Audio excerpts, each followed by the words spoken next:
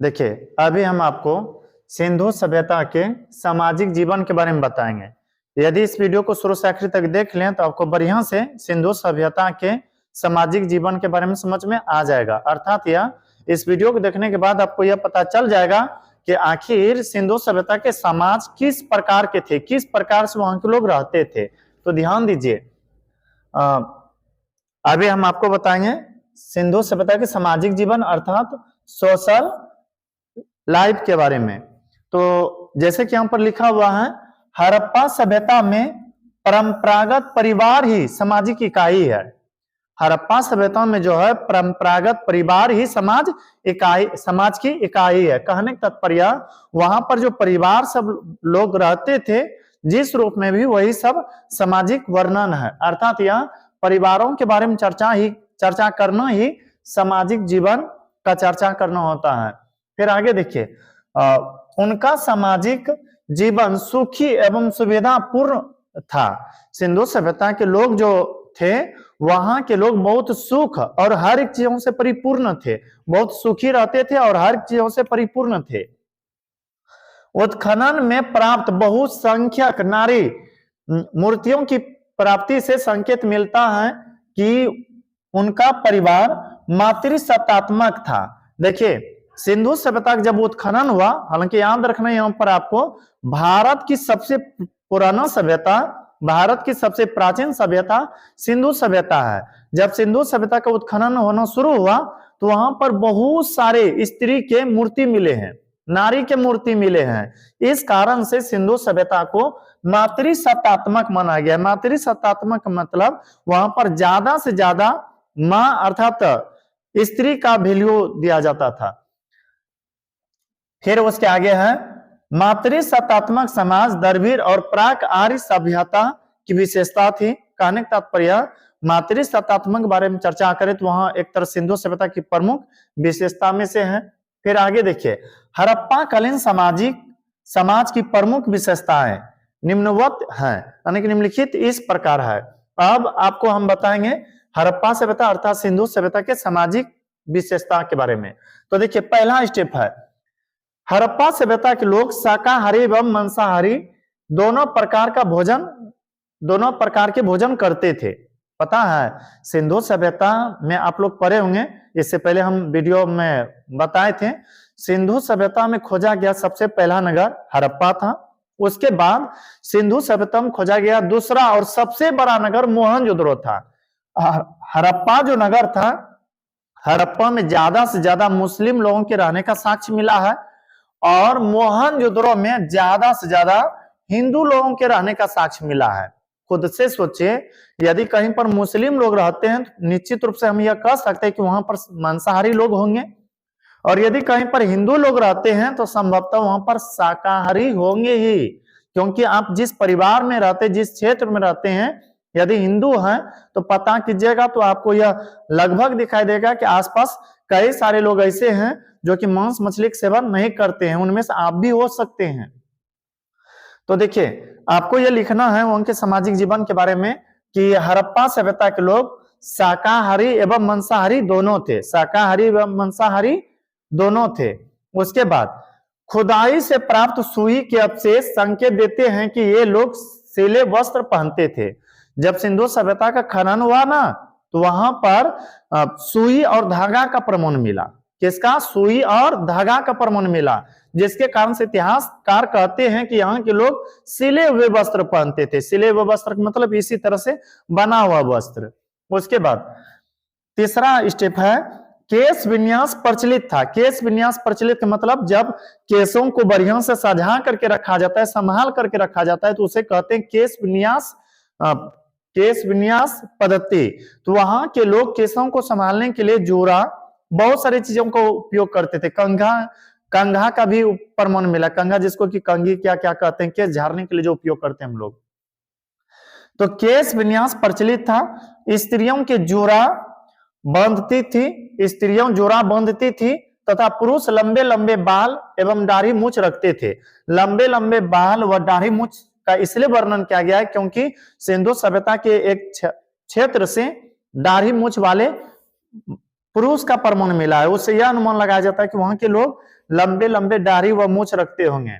उसके बाद चौथा स्टेप है, इस सभ्यता के लोग आभूषणों के शौकीन थे। सिंधु सभ्यता के बारे में चर्चा करें तो वहां के लोग आभूषणों के शौकीन थे। आभूषण वही जो हाथ, कान इत्यादि में जो पहना जाता है सजावटी के लिए, स्वर्ण चांदी इत्यादि के जो बने होते हैं। तो इस सभ्यता के लोग आभूषणों के शौकीन थे।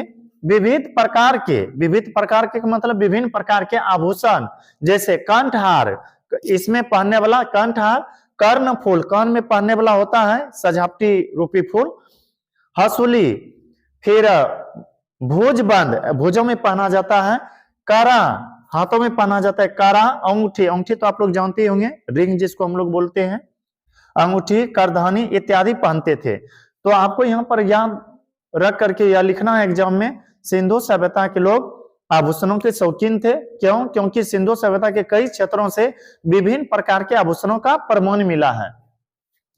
उसके बाद आगे देखिए, श्रृंगार प्रसाधन के भी हड़प्पा वासी शौकीन थे। श्रृंगार प्रसाधन के भी हड़प्पा वासी शौकीन थे। ऐसा इसलिए कहा जाता है क्योंकि हड़प्पा सभ्यता का जब उत्खनन होना शुरू हुआ तो कई जगह पर पाउडर, लिपस्टिक, काजल इत्यादि का प्रमाण मिला है। तो देखिए, श्रृंगार प्रसाधन के भी हड़प्पावासी शौकीन थे। मोहनजोदड़ो की नारियों काजल, पाउडर इत्यादि, मोहनजोदड़ो की नारियों काजल, पाउडर इत्यादि से परिचित थी कि मतलब मोहनजोदड़ो के जो स्त्री थे ना, वहां के स्त्री काजल, पाउडर इत्यादि का उपयोग करते थे।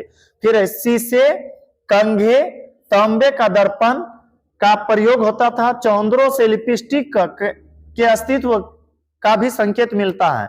चौंदरो सिंधु सभ्यता का ही एक नगर है जहां से लिपस्टिक का प्रमाण मिला है। कुल मिला के आपको यह लिखना है, सिंधु सभ्यता के लोग श्रृंगार प्रसाधन के शौकीन थे। क्यों? क्योंकि सिंधु सभ्यता कई क्षेत्रों से लिपस्टिक, काजल, पाउडर इत्यादि का प्रमाण मिला है।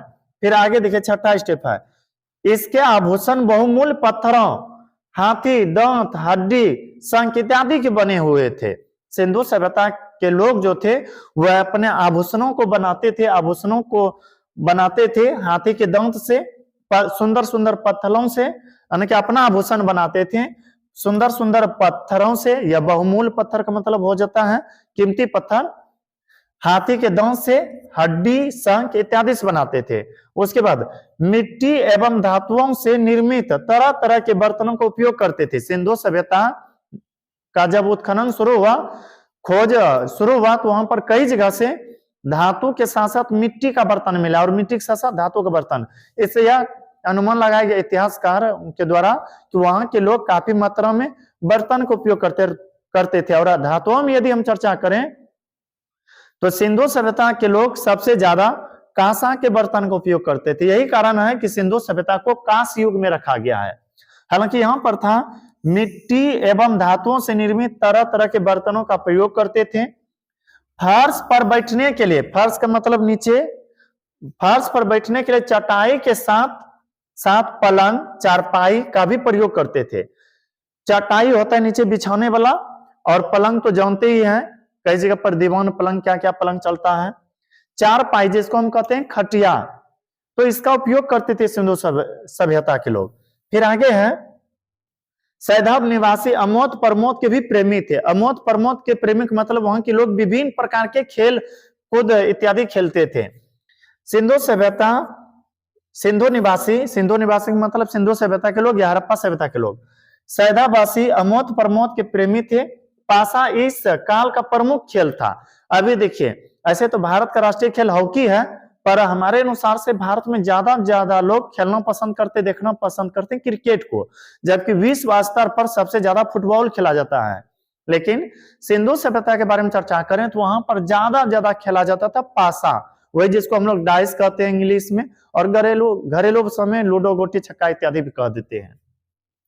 फिर सिंधु घाटी में बहुत सारे खिलौने मिले हैं। सिंधु घाटी का जब उत्खनन हुआ, सिंधु सभ्यता का जब खोज शुरू हुआ, तो कई जगह पर बहुत सारे खिलौने का प्रमाण मिला है, जिससे यह अनुमान लगाया गया सिंधु सभ्यता के लोग विभिन्न प्रकार के खिलौने भी बनाते थे और बच्चे को खेलने के लिए देते होंगे।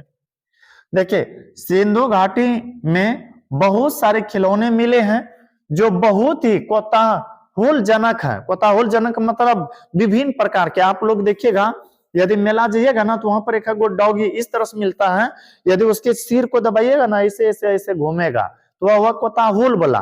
कई सारे खिलौनों को ऐसे चौंपिएगा ना आवाज करेगा एक अजब गजब का। तो जैसे कि यहाँ पर है एक बैल रूपी खिलौनों का सिर हिलता हुआ, वहां पर जो एक बैल मिला है ऐसा लग रहा है कि उसका सिर हमेशा हिलता हुआ नजर आ रहा है। एक हाथी मिला है जिसका सिर दबाने पर ध्वनि उत्पन्न होता है। सिंधु सभ्यता में एक ऐसा हाथी मिला है बनाया हुआ जिसका सिर दबाने पर आवाज निकलता है, ध्वनि निकलता है। फिर आगे देखिए, आगे है यहां प्राप्त नर्तकी की मूर्ति से संकेत मिलता है कि नृत्य भी मनोरंजन का प्रिय साधन रहा होगा। एक बात याद रखिएगा, सिंधु सभ्यता के लोग मनोरंजन के लिए मछली पकड़ते थे, पक्षी को पक्षी से, पशु को पशु से लड़ाते थे, पासा खेलते थे, ऐसे बहुत सारे खेल का उपयोग करते थे। लेकिन जैसे यहाँ पर है कि सिंधु सभ्यता से नृत्य की मूर्ति मिला है और नृत्य की मूर्ति मिलने कारण से इतिहासकारों द्वारा आकलन लगाया गया है कि वहां के लोग मनोरंजन के लिए नृत्य का उपयोग करते थे। किसका उपयोग करते थे? नृत्य का उपयोग करते थे। फिर देखिए अगला स्टेप है मछली फंसाने के कांटे एवं एक मुहर पर तीर से हिरण को मारते हुए दिखाया जाने का संकेत देता है कि ये लोग शिकारी के भी शौकीन रहे होंगे, शिकार के भी शौकीन रहे होंगे। सिंधु सभ्यता के एक जगह से मछली फंसाने वाला कांटा मिला है जिसको हम लोग घरेलू भाषा में खुद्दन क्या क्या बोलते हैं। तो मछली फंसाने वाला कांटा परमाणु मिला है और एक मुहर पर सिंधु सभ्यता में से काफी मात्रा में मुहर मिला है। एक मुहर से तीन हिरण तीर से मारते हुए हिरण का परमाणु मिला है कि इस तरह दिखाया गया जैसे कि तीर से मारा जा रहा है हिरण को। इससे यह अनुमान लगाया गया है कि सिंधु सभ्यता के लोग शिकार का उपयोग करते थे या शिकारी करते थे, या फिर यह भी कह सकते हैं सिंधु सभ्यता के लोग शिकार करने के लिए जानते थे। किसी भी जानवर को या किसी प्राणी को मारना वह शिकार कहलाता है। तो बस इतना ही, अब मिलते हैं किसी अगला वीडियो में। यदि यह वीडियो आपको अच्छा लगा हो तो हमारे वीडियो को लाइक करें और यदि अभी तक हमारे चैनल को सब्सक्राइब नहीं किए हैं तो कर ले, ताकि जो भी इस तरह का वीडियो हम अपलोड करें वह आप तक जल्दी से पहुंच सके। अब मिलते हैं किसी अगला वीडियो में।